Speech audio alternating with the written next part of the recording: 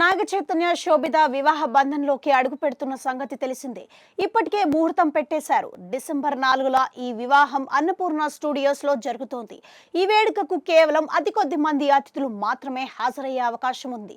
Industry నుంచి కొన్ని ఫ్యామిలీలు, నాగార్జున, చైతన్య స్నేహితులు, సన్నిహితులు, అలాగే పలువురు పారిశ్రామికవేత్తలు తప్పక హాజరయ్యే అవకాశం ఉంది.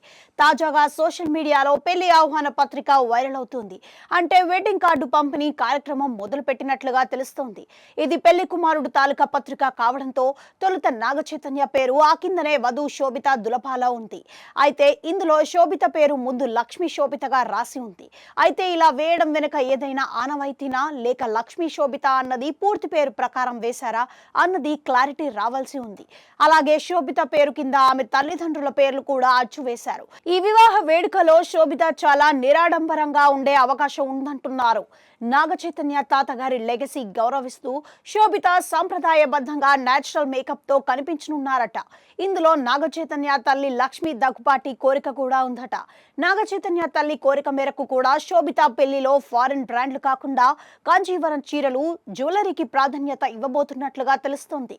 అలాగే కోడలికి నాగచైతన్య తల్లి లక్ష్మి సొంత డబ్బులతో కొన్ని బంగారు ఆభరణాలు కూడా చేయించారట. వాటినే ఆవిడ శోభిత మెడలో వేస్తారని సమాచారం వినిపిస్తోంది.